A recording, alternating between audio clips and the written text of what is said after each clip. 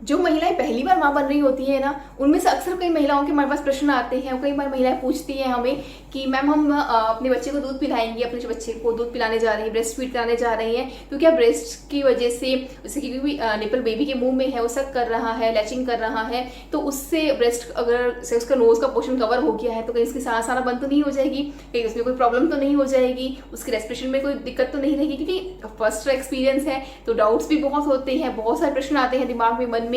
अब ऐसे में क्या होता है कि जो आसपास महिलाएं हैं, जो आसपास लोग हैं, सब उनसे ही पूछते हैं कि क्या करना चाहिए, क्या नहीं करना चाहिए, और हर व्यक्ति कुछ अपनी अलग ही सलाह देता है। तो ऐसे में क्या होता है, कंफ्यूजन बहुत ज्यादा बढ़ जाती है। कुछ कहता है कि अब बैठ के नहीं पिलाना, कुछ कहता है सो के नहीं पिलाना, इस पोजीशन में नहीं, ऐसे नहीं।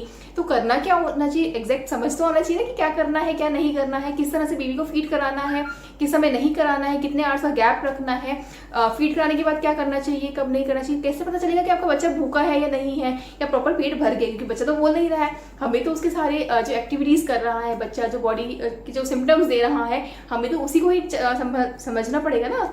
तो उसके लिए करना क्या होता है, कैसे आप समझेंगे, कैसे आप फीड कराएंगे, उसकी हम आपको आज पूरी जानकारी देंगे। वीडियो को अंत तक जरूर देखिएगा। तो सबसे पहले बात करते हैं कि किस समय पिलाना चाहिए। देखिए, जब क्या होता है, बच्चे को डिलीवर कर दिया एक माँ ने, उसके बाद में कई केसेस में ऐसा होता है, अप्रॉक्स 90% केसेस में होता है कि अगर फर्स्ट डिलीवरी है ना, आपकी फर्स्ट प्रेगनेंसी है, पहली बार बच्चा हुआ है, तो माँ के स्तन में दूध नहीं बनता है, प्रोडक्शन ऑफ मिल्क बहुत कम होता है। तो ऐसे में है ना, क्या करते हैं कि बच्चा ऊपर का दूध पिला रहे हैं, कुछ डेयरी प्रोडक्ट्स का पिला रहे हैं, कुछ गौ माता का अगर मिल जाए, बच्चे का सौभाग्य है तो गौ माता का पिला रहे हैं, अदरवाइज बकरी का दूध पिला सकते हैं। तो ये सारे ऑप्शंस होते हैं, क्योंकि माँ का दूध नहीं आ रहा है। लेकिन ऐसे में विशेष ध्यान रखना है कि अगर आप ऊपरी दूध भी पिला रहे हैं, माँ का दूध बिल्कुल ही नहीं बन रहा है, तो भी बच्चे को हर 2 घंटे में लैचिंग करवाना है।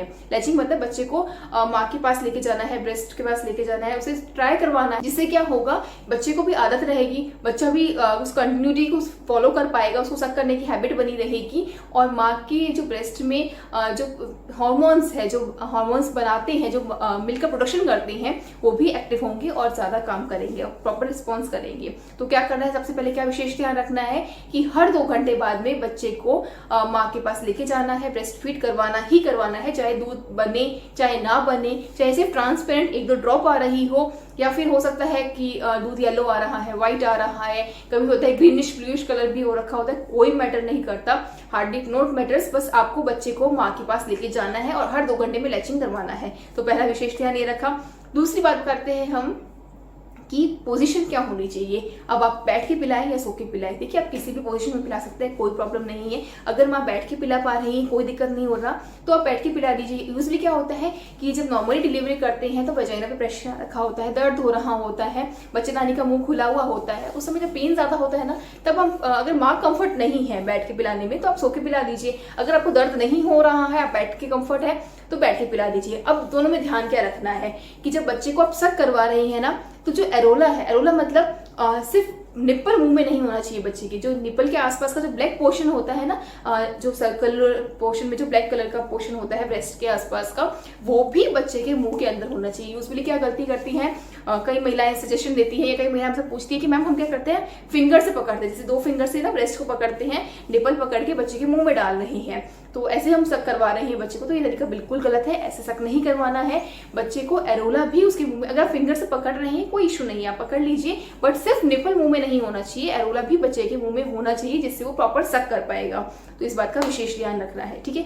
इसके अलावा एक चीज और ध्यान रखिएगा कि क्या होता है कि ना, माँ ना झुकती है बच्चे की तरफ, जैसे आप सपोज बैठ के पिला रहे, अगर आप सो के पिला रहे तो कोई इशू नहीं, चाहे आप लेफ्ट साइड सो के पिलाए चाहे राइट साइड सो के पिलाए, पर अगर आप बैठ के पिला रही हैं ना, बच्चे को आपने गोद में लिया है, फीड कराने के लिए ना अक्सर माएँ झुकती हैं, जिससे क्या होता है कि कमर का जो इशू है ना, बैक पेन का इशू बहुत ज्यादा बढ़ जाता है। तो उसके लिए विशेष ध्यान रखना है, अगर बच्चे को, आपको नहीं झुकना है, बच्चे को ऊपर करना है। अब बच्चे को ऊपर करने के लिए सबसे बेस्ट तरीका क्या है, अपनी गोदी में एक तकिया रख दीजिए, एक सॉफ्ट सा कोई पिलो रख दीजिए, उसके ऊपर अगर आप बच्चे को सुलाते हैं ना, तो उससे क्या होगा, बच्चे की पोजीशन थोड़ी ऊपर हो जाएगी, आपको झुकना नहीं पड़ेगा।